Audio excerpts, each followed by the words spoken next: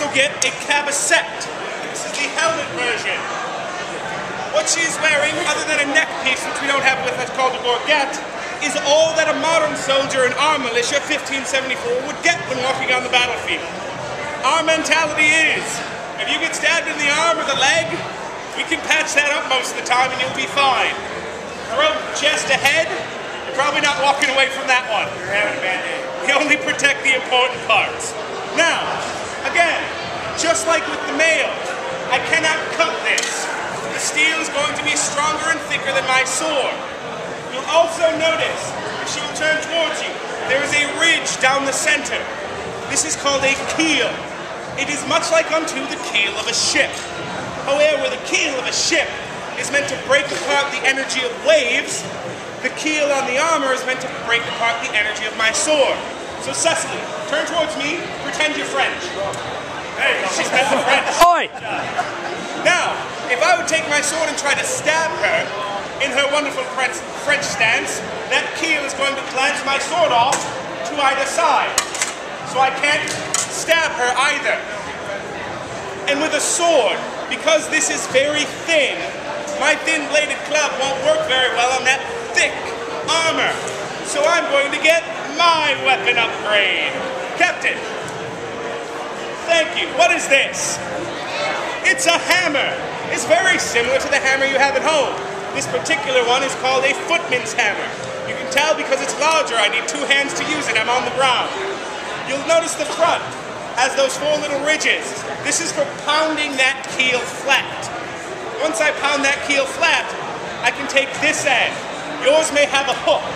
Mine has what's called a bodkin-style spike. Looks much like a pyramid. It's meant to take all my energy and force it right into the center of the armor. She likes to live. That's good to have in a soldier. However, Cecily, I'm seeing a problem with this. I do have to turn it around. We want to give this to our soldiers. And when they're on the battlefield, they have to go, okay, do I flatten or punch? Or is it this end or I don't know. We don't want our soldiers to think. That never ends well. I think that's a common theme throughout history. We want to make it simple for our soldiers. So instead of having two different sides that have two different purposes, I get an even nicer upgrade. Called a mace.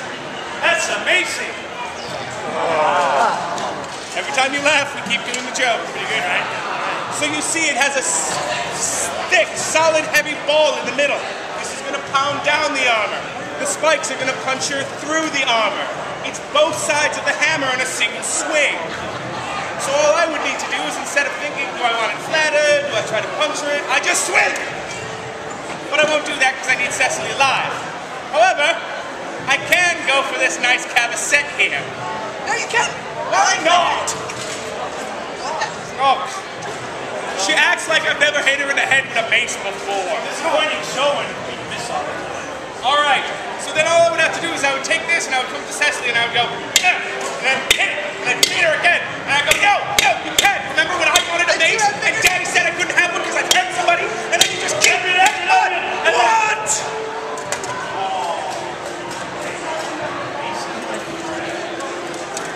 Sorry. Captain, Yes?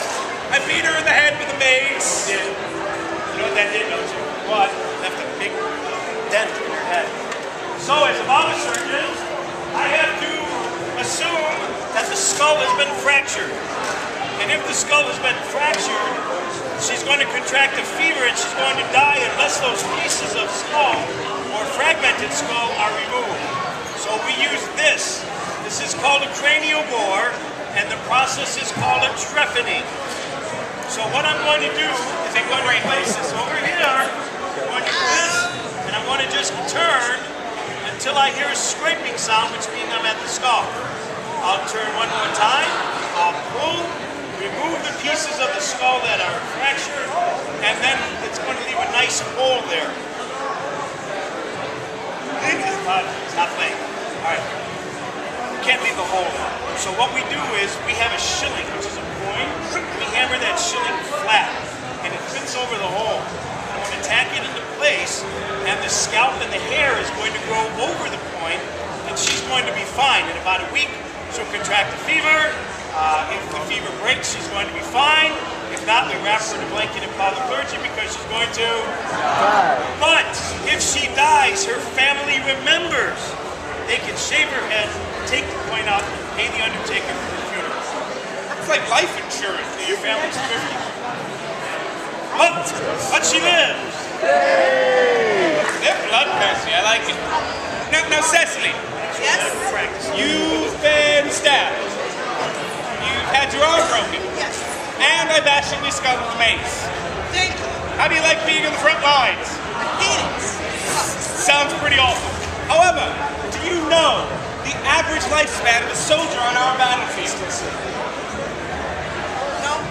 Yeah, you can't count the whole thing, remember? Yeah, I remember. It's actually only about 2.5 battles. You've lasted longer than the average soldier. That's very impressive. Do you know what happens when you last longer than the other guys next to you? I get moved to the back. You do get moved to the back. She's going to get a promotion. Yes, that's it. What do you say we make you a lieutenant of your own army? I like that idea. Now, the best part about being a lieutenant is, like you said, you can go in the back. We need to find you an army. Where can we find an army? Is there any? I see some Cecily, there. I see your army.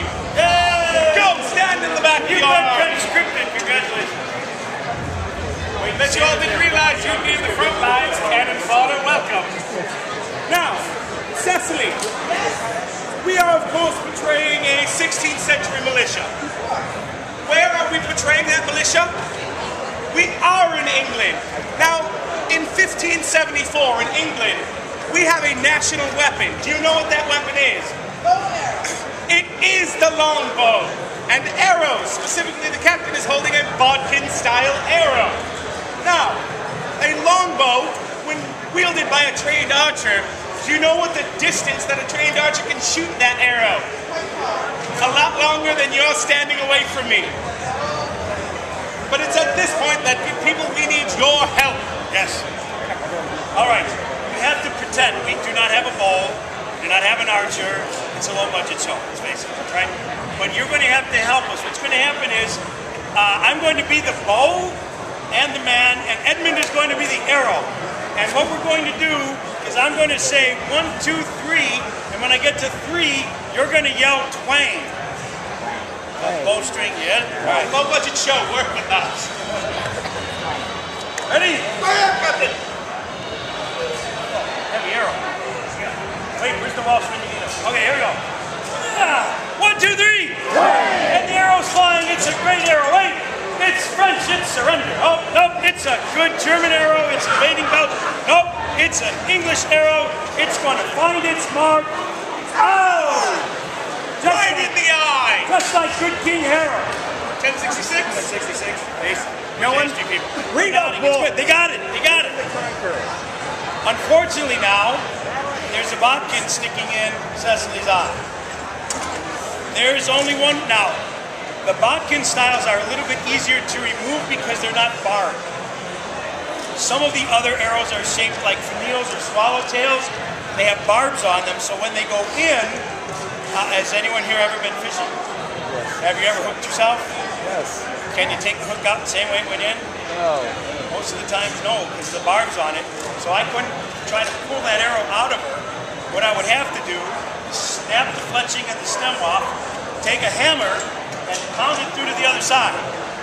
Now it's removed, and I'm going to take a pottery iron, red hot out of the fire, shove it in there. But because it's in her eye, it's a more delicate surgical practice. So I use this. It's called an arrow mark. It's shaped somewhat like the arrow. So I'm going to just do this. Don't move. This into the eye. He's putting more in! And now I've removed it, and she's fine. I like this surgeon. Oh, wait, she's something sticking out of her eye, doesn't she? Not okay. All right, fine.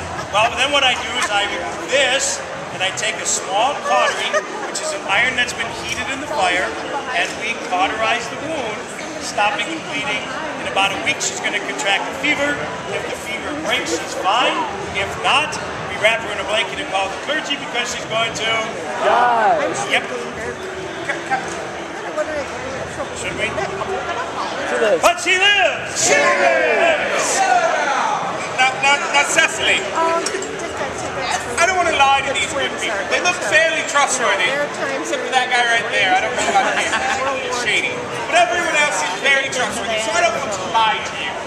The likelihood of one of our archers being able to shoot across an entire battlefield and catch a fully armored lieutenant in the eye with an arrow, even for a good archer, that's a very high level of accuracy needed. That probably won't happen. However, what year is it for us? 1574. It is 1574. And 2 years ago, in 1572, Her Majesty Queen Elizabeth, God save the Queen, she did pass into law a new ordinance for her militia, that they have to practice with a certain weapon. Cecily, what was that weapon? That might be black powder. It is a black powder firearm. The captain is holding a black powder musket. Captain, care to explain? Yes. The musket was a smoothbore firelock. All of our weapons are firelocks, which means they use a burning piece of cord called match. It is hemp, or sometimes it is cotton cloth that has been dipped in a potassium nitrate solution or saltpeter. It makes it burn very, very slow. So what we have to do is, in a step process, when we're drilling, it's about 8 to 10 steps. When we're in battle, it's about 3. So we'll show you just a quick version. The man's going to have a band of charges on his person. He's going to take one of them, he's going to push it in here, he's going to put powder patch and shot in there, he's going to take his scouring stick,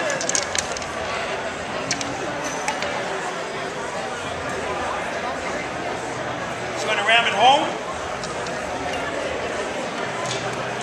he's going to remove it for expediency because I'm short, it's starting to stick out. Now that he's done, he's going to put a small, thinly grained powder in here as his prime. There's a touch hole here. He's going to cover up the touch hole with the pan, and then he's going to make sure his match is going to drop in the pan. So he's going to test it. He'll pull the tiller, and if it looks like it's going to light, then he'll open his pan, he'll aim, he'll pull, cord will go in here, which will ignite this powder, which will ignite this powder, which will send the ball flying out at a very slow speed because it's not rifled in a bounce a lot. But it is going to come out and it is going to smack and hit Cecily. But she's still wearing armor. This is a musket ball. It will go through that armor. Oh, so the musket can puncture through even Yes. the armor that she's wearing. And in around our time frame, you're starting to see armor being less and less used because the technology for firearms is becoming so much greater than what we have. By the time you start to get into the 1600s and a little bit of the 1700s, armor is almost gone and it's ceremonial, as a again that might be worn by an officer or something else. That's the firelock. So she's been shot. Got a hole in you right here. Read that. Captain, a poke in the hole. Now, because it's a musket ball, because it's a new technology and we know very little about it, our surgeons have had to experiment on the best way to remove this. Now, since most musket balls are made out of lead, the easiest thing to do is to put a catheter, which is a small brass pipe, into the wound and pour hot oil in there, which will then in turn dissolve the lead and she's going to be fine. Well, she might get sick, but we don't know why yet. Except for the whole lead melting into his system thing. We don't know that yet, though. She's fine. Not yet, not yet. So, the other thing is you can try to physically find the ball. This is called a bullet mark. This would be in the fire. We use fire a lot in case you didn't guess. This would be in the fire. If she was shot in the arm, I'd take it out where the wound was, and I'd make a small burn mark right there. That tells me the entrance wound. I would then take a catheter or a needle, insert it, and start to try to trace the track of the ball. I would keep going until I hit something solid. I would then take this again and make a mark there, and that's where I would cut with my scalpel, and I would remove it. If it was gray, it was the bullet. If it was white, we tried again. Trial and error, Captain. Eventually did get good at it, but we were still unknown to a lot of the firearms. That seems like a lot of internal mucking about and bleeding. Yes. Is she dead yet? Am I? No! She's alive and well and healthy. No! Wait! I got this. Right, never mind. She's been shot. So there's nothing else we can do except wrap her in a blanket and call the clergy because she's definitely dead. And with that, Oh God. yeah. With that, though, we would like to thank you so much for coming to see our show. Thank you to Cecily for taking all the pain and death that we have handed out. If there are questions that you would have of us, we are free to stay around for a little while. Please come up and ask. If not, our camp is right over there. We have muskets and pikes and weapons and all the things you've seen here. You can actually go try on and mess around with over there. But if there's questions, we'll stay. If not, thank you and enjoy the rest of your day here at Military History Fest.